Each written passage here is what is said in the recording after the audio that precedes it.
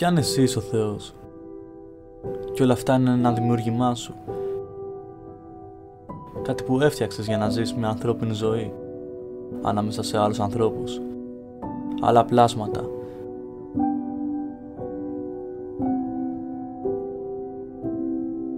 Ζεις μια ζωή μέσα από τα μάτια σου. Είσαι το κέντρο του σύμπαντος. Είσαι ο πρωταγωνιστής και παράλληλα δημιουργός μιας υπόθεσης που εσύ έφτιαξες, του περιβάλλοντος, των λειτουργιών και των κανόνων.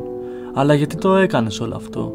Μήπως ένιωθες μοναξιά σε ένα άπειρο σύμπαν με καμιά οντότητα να σε αντιλαμβάνεται ως έχεις, χωρίς πλάσματα, πλανήτες, κανόνες, χωρίς τίποτα? Ένα άπειρο σκοτάδι και στη μέση εσύ, σαν να είσαι παγιδευμένος στο ίδιο στο μυαλό.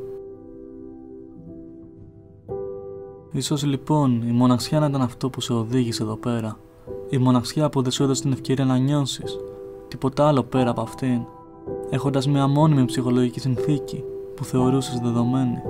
Μέχρι που μια μέρα κάπου στο άπειρο, εκεί που καθόσουν σιωπηλά στο κενό και χάζευες τη σκέψη να περνάμε μπροστά σου, μία από αυτές διαπέρασε από μέσα σου και σε ταρακούνησε.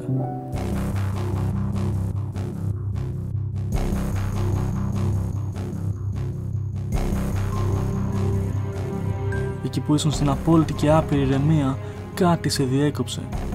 Είχες ενοχληθεί. Με ποιο δικαίωμα αυτή η σκέψη να καταστρέψει την απόλυτη ηρεμία σου?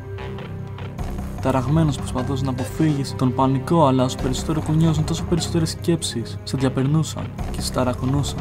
Η ισορροπία πλέον είχε χαθεί και αυτό σε είχε τρομοκρατήσει.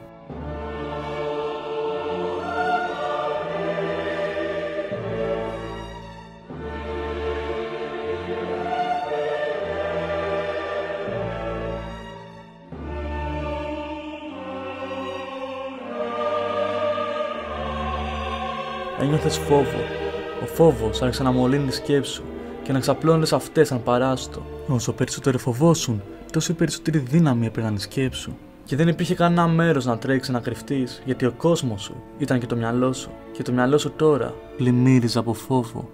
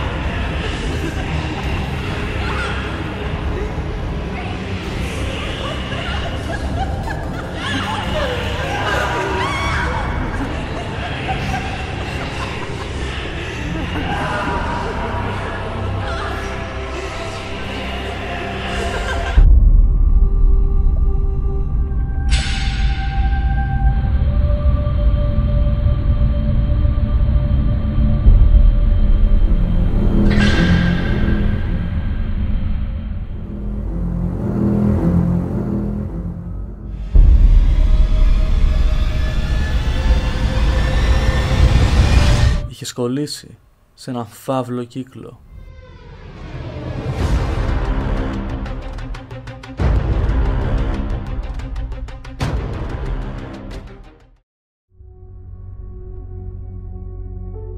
Ο καιρός πέρασε, μας το άπειρο φάνηκε σαν μια στιγμή. Άνοιξε τα μάτια και προσπάθησε να συνειδητοποιήσεις αυτό που είχε συμβεί.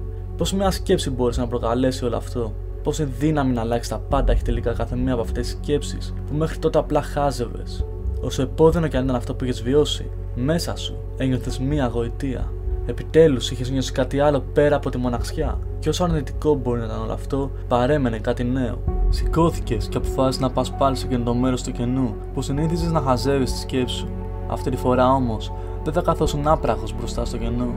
Τώρα που γνώριζες πως η δύναμη έχουν οι σκέψεις να αλλάξουν τα πάντα, πως υπάρχουν κι άλλα συναισθήματα πέρα από τη μοναξιά, ήσουν πρόθυμος να τα ξεκλειδώσεις όλα, ζώντας μέσα στο μυαλό σου, στον κόσμο των ιδεών, όπου η ιδέα είναι αυτόματα ύλη.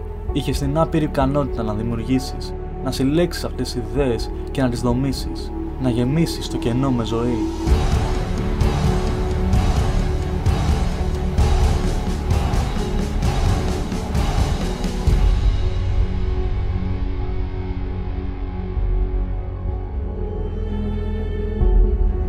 είχε συσσωρεύσει σε μια μικρή σφαίρα έναν ολόκληρο κόσμο, φτιαγμένο από τις ίδιες σου τις ιδέες.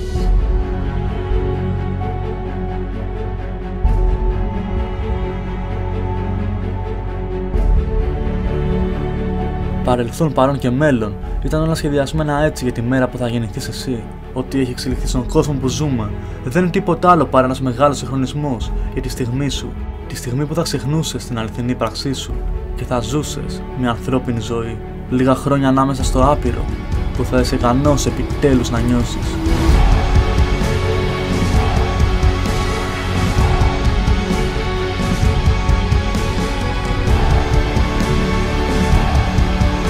Ποτέ δεν ξέρεις λοιπόν, ίσως κάποια μέρα που θα κλείσεις τα μάτια να ξυπνήσεις πάλι σε εκείνο το άπειρο κενό, κοιτώντας μέσα από τη μικρή σφαίρα που κάποτε έζησες, που κάποτε ένιωσες.